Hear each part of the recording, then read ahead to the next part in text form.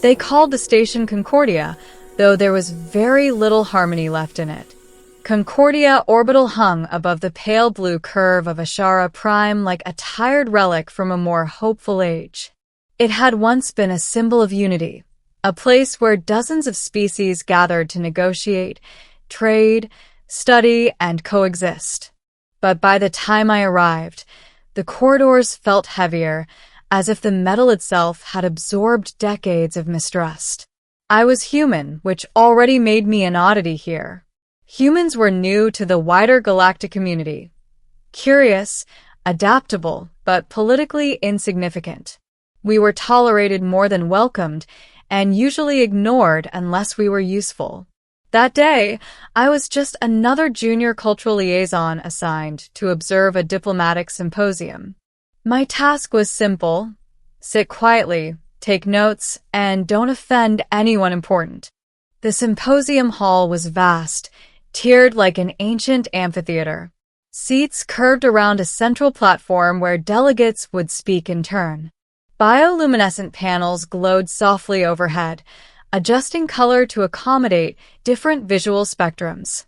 Translation fields hummed faintly, bending sound and meaning into something everyone could understand. I arrived early, hoping to secure a seat with a good view. That's when I noticed her.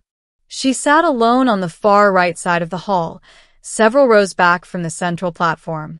Around her, entire sections of seats were conspicuously empty, as though an invisible boundary had been drawn and everyone else had decided, without discussion, to respect it. She was alien in a way that made most others uncomfortable, not monstrous, not grotesque, just different. Her skin shimmered faintly, like polished stone dusted with starlight, shifting in color depending on the angle of the light. Delicate ridges traced the sides of her face instead of ears, and her eyes, large, dark, reflective, held a depth that made them hard to read. She wore the simple robes of a civilian delegate, not the ornate regalia of power. No entourage, no attendants, just her, sitting straight-backed, hands folded neatly in her lap, gaze fixed forward. No one sat beside her. I watched as delegates entered the hall, tall insectoids from Kelt, crystalline beings from Virex, serpentine diplomats whose scales clicked softly against the floor. They glanced at the empty section, then subtly adjusted their paths. Some slowed, hesitated, then chose seats elsewhere. Others didn't even pretend to consider it. I felt a faint tightening in my chest. I didn't know who she was, but I knew exclusion when I saw it. Humans had endured our share of it in the early days, dismissed as primitives, underestimated, spoken over. I scanned the hall. Plenty of seats remained, many closer to the platform and surrounded by influential species. The sensible choice was obvious. Instead, my feet carried me down the aisle toward her. As I approached, I sensed movement in the room. Not physical, but social. A few heads turned. A few conversations paused. It wasn't outright hostility, more like surprise mixed with curiosity. I stopped beside the empty seat next to her. She didn't look at me. "Is this seat taken?" I asked, keeping my tone neutral. For a moment, there was no response. Then she turned her head slowly, her gaze settling on me with a weight that made me suddenly aware of my heartbeat. "No," she said. Her voice was calm, melodic, carried through the translation field with a faint harmonic echo. "It has remained unclaimed.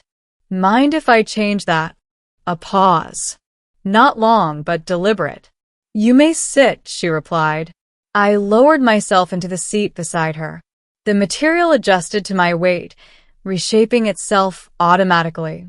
As soon as I settled, I felt it, the attention. Not overt stares, but subtle awareness, like ripples spreading through water. She returned her gaze to the platform. "I'm Elias," I said quietly. "Human delegation." "I know what humans are," she answered. "You are difficult to overlook, despite your efforts to seem small." I smiled faintly. Fair enough. And you are? Another pause.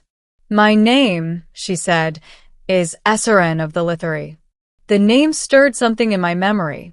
I frowned slightly, searching through half-forgotten briefings. Lithari. Then it clicked. The Lithari were a pariah species. Once a powerful civilization, they had been accused, rightly or wrongly, of manipulating early hyperspace routes in ways that destabilized several systems. The resulting conflicts had cost billions of lives. Though no definitive proof had ever been presented, the blame had stuck. Sanctions followed. Isolation. Quiet resentment that calcified into tradition. Esserin felt my shift in posture. You recognize my people's name, she said. Yes, I admitted. I've heard of them. Her lips, if that was the right word, curved slightly, not quite a smile. Then you understand why this space was available. I understand why others left it, I said. I don't understand why they still do. She studied me again, more closely this time. Because memory is easier than forgiveness. Before I could respond, a resonant tone echoed through the hall, signaling the start of the symposium. The central platform illuminated, and the first speaker, a towering avian diplomat, took their place. As the proceedings began, I found it difficult to focus on the speeches. My awareness kept drifting back to Esserin, to the quiet dignity with which she sat, the way her hands remained steady even when pointed remarks were made about historical transgressions and collective responsibility. At one point, a delegate from the Threx Collective spoke openly about restricting trade lanes near former Lithari space as a precaution. A murmur of agreement rippled through the hall. Esserin's fingers tightened almost imperceptibly. I leaned closer, lowering my voice. They're talking about your people like you're not even here. They always do, she replied. It is considered polite. That's not politeness, I said. That's cowardice. Her eyes flicked toward me, something like surprise glinting beneath the surface. You speak boldly for one so new to this assembly. Maybe, I said. But sometimes being new means you haven't learned which injustices you're supposed to ignore. For a long moment, she said nothing. Then, softly, that may be the most human thing I have ever heard. As the hours passed, speakers came and went. Accusations were framed as concerns. Exclusion was justified as caution. No one directly addressed Esserin, nor invited her to speak, despite her credentials clearly displayed in the symposium registry. When a recess was finally called, delegates rose in clusters, gravitating toward familiar allies. The empty space around us remained. I stood, stretching slightly. Would you like some company during the break? There's a refreshment alcove nearby. Mostly synthesized nutrients, but they try. She hesitated. I am accustomed to solitude, she said. But I would accept your presence. We walked together through the hall. I could feel eyes on us now, no longer subtle. Whispers followed in our wake, filtered through translation fields that dulled words, but not intent. At the alcove, I selected a neutral nutrient blend and handed it to her after scanning the compatibility chart. Thank you, she said. She examined the container with curiosity before taking a measured sip. Her expression shifted slightly. It is adequate. High praise, I chuckled. She surprised me by laughing, a soft, chiming sound that seemed to momentarily cut through the ambient noise of the station. You are strange, Elias of Earth, she said. I get that a lot. We found a quiet corner, standing side by side as delegates pretended not to stare. May I ask you something? She said. Of course. Why did you sit with me? The question was simple, but it carried weight. I considered my answer carefully. At first, because no one else would, and that felt wrong. And now, I said, meeting her gaze, Because I want to. Her eyes searched my face, as if scanning for deception. Whatever she found there made her inhale slowly. On my world, she said, we have a saying.